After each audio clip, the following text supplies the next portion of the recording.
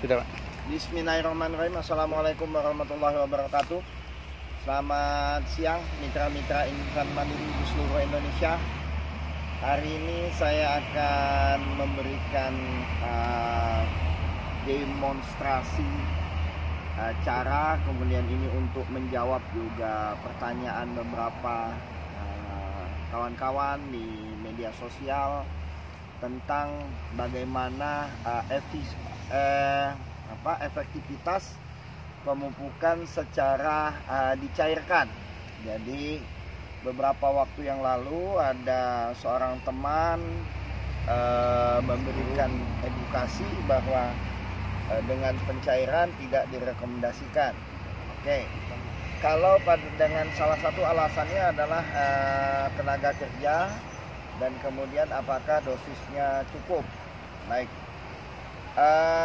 selama ini kita mungkin sudah berpikir yang keluar dari permasalahan sebenarnya, karena kita mungkin termakan oleh propaganda dari produsen-produsen pupuk. Mungkin termasuk saya juga akan mempropaganda. Jadi apakah benar kebutuhan satu pokok sawit itu adalah sekian kilo, sekian kilo, sekian kilo? Ya, kalau kita rekomendasikannya satu batang sawit ini NPK-nya bisa 3 kilo per pokok, ya, per pokok, per aplikasi. Nah, jadi kalau 2 kali aplikasi berarti 6 kilo. Kalau per aplikasi 3 kilo kalikan dengan harga NPK sekarang kita anggap 20.000, maka per pemupukan satu pokok ini akan memakan biaya Rp60.000. Belum lagi tenaga kerjanya, ya. Dengan harga pupuk kimia sekarang yang luar biasa dahsyat, mahal dan sulit, kita harus berpikir bagaimana kita mencukupi kebutuhan nutrisi tanaman sawit kita dengan tanpa menyia-nyiakan satu tetes pun atau 1 gram pun unsur hara yang kita aplikasi. Jadi kita harus berbicara soal efisiensi. Beberapa orang masih berpikir tentang tabur puntiran, ya. Ini saya di tangan saya ada NPK tapi udah hancur, ya, udah lama, stok lama. Ini mengatakan bahwa lebih efektif dengan cara ditabur, ya, seperti ini. Nah, dengan alasan ini dia akan sedianya secara perlahan-lahan. Menurut penelitian, efisiensi pemupukan tanaman, terutama tanaman perkebunan, itu untuk urea hanya 55%. Artinya dalam 55% itu separuh dari urea itu adalah menguap. Belum lagi dia hilang dari aliran permukaan. Ini kalau hujan deras, ini ada aliran permukaan di atasnya, maka dia akan tersapu di situ. Kemudian juga akan hilang melalui air perkolasi, artinya begitu hujan deras dia akan masuk ke dalam, seolah-olah dia akan hilang begitu. Kemudian efisiensi penggunaan pupuk fosfat itu hanya 30%. Hingga bila kita aplikasi 100 kilo pupuk fosfat, itu yang bisa dimanfaatkan oleh tanaman hanya maksimal 30%. Belum lagi faktor dia terikat oleh unsur-unsur lain, terutama aluminium, ya, yang ada di dalam tanah, kemudian fero dan lain sebagainya. Itu yang membuat efisiensi pemupukan fosfat menjadi rendah. Demikian juga KCl juga rawan dengan penguapan.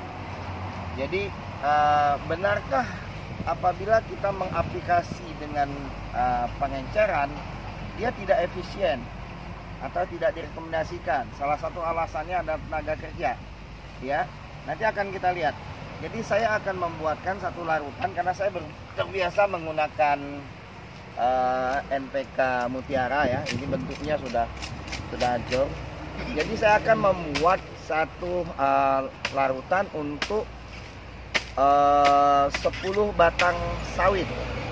Karena kalau dengan metode yang digunakan menggunakan NSC dan biopos, per pokok sawit tanaman menghasilkan itu kita menggunakan 300 gram NPK. Ya, ini yang saya pakai NPK 1616, 300 gram. Apakah dia mutlak 300 gram? Tidak. Apakah harus NPK Mutiara? Tidak. Pada prinsipnya adalah NPK ini selain untuk memberikan makanan secara cepat bagi tanaman, juga dia akan membantu menstart proses perkembangan mikroba yang ada di dalam NST dan biopos, ya. Jadi ini adalah biopos, ini adalah mikroorganisme. Di salah satunya adalah larut fosfat dan ada bakteri pengikat nitrogen, penghasil nitrogen. Ini adalah NST, ya. Nah, untuk membuat larutan pemupukan 10 batang sawit, kita menggunakan 3 ons, ya. 3 ons. Nah, karena 30 kali 10 3 ons pupuk mutiara. Jadi kita masukkan ke dalam ini, kasih air sedikit. Kasih air.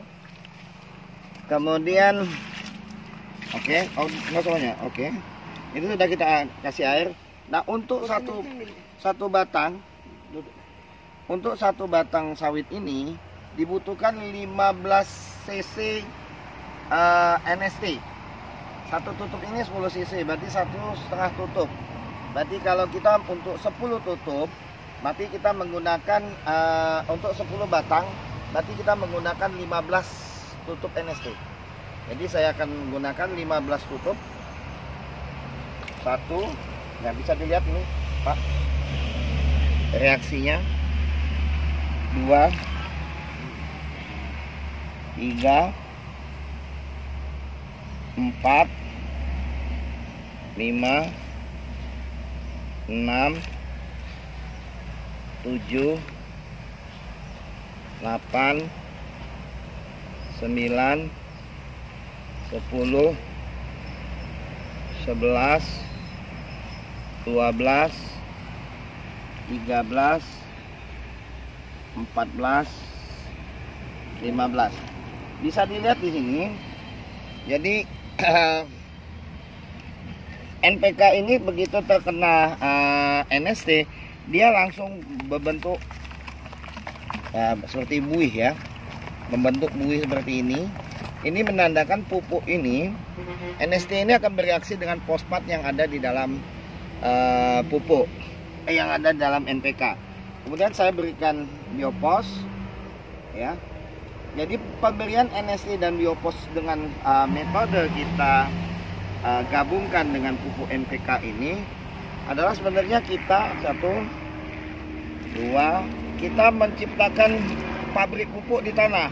4, 5, 6, 7, 8, 9, 10, 11, 12, 13, 14, 15, ya, 15 tutup. Kita menciptakan pabrik pupuk di tanah.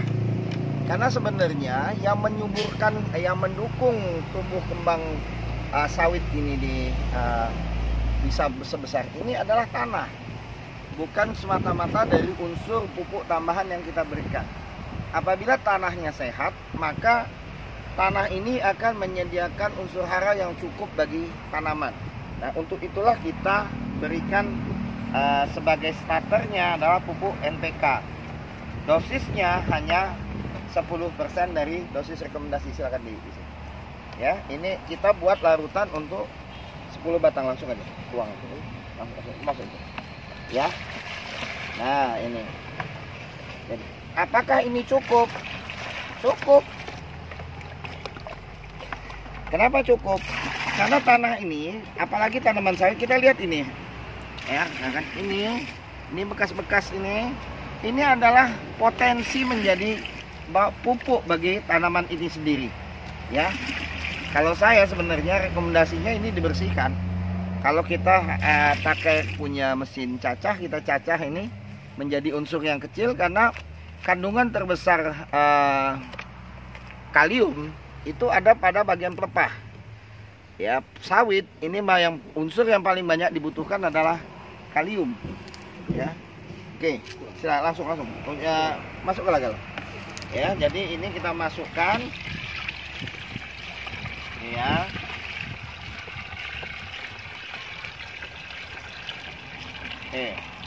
Cukup. Saya masukkan ke alat aplikator. Ya, memang agak sedikit ribet rekan-rekan ya.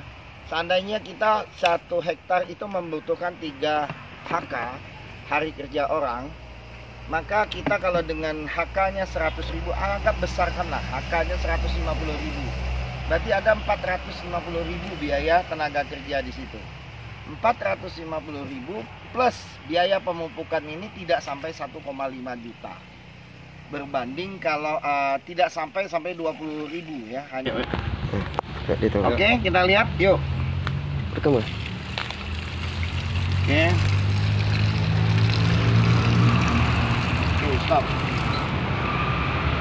Ya itu kira-kira 10 detik ya. Nggak nyampe 10 detik. Mungkin sekitar 6 detik. Coba kita ambil ini. Ambil. Kita ambil. Nah, ini kocor. Kira-kira waktunya sama. Yuk. 1, 2, 3, 4, 5, 6. Oke. Hitung berapa cc? Hitung berapa sih? Taruh itu. Ya. Mana tadi yang enggak putus? Hitung berapa cc ini?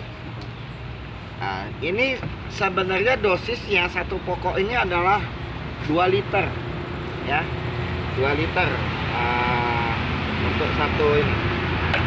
Satu pokok ini adalah 2 liter. Ya, kita lihat berapa cc.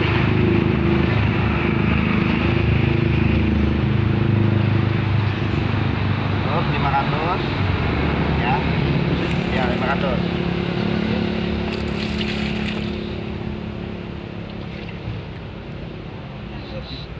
Seliter. Berapa liter Bapak? Seliter. Iyalah. Berarti dia adalah 2, kalau dalam lingkaran penuh dia akan menghabiskan 2 liter. Mari sekarang kita lihat. Yang bilang banyak kehilangan dengan metode ini, silakan Pak Iwan dicangkul ini Mas. Kalau ada dalamannya nanti kita tunggu dia ini dulu. Dia habis tuh. Kita tunggu meresap dalam beberapa menit. Ya. Nah, silakan digali. Nah, lihat sini. Ini hanya mencapai perembesannya ini tidak mencapai 5 cm.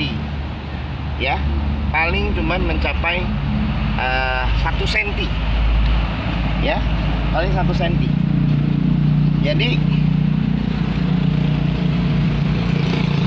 1 cm ini adalah zona perakaran akar-akar kecil daripada tanaman sawit ini, akar-akar serabut dari akar sawit, sehingga tanaman sawit ini akan segera bisa mengangkat nutrisi dengan baik.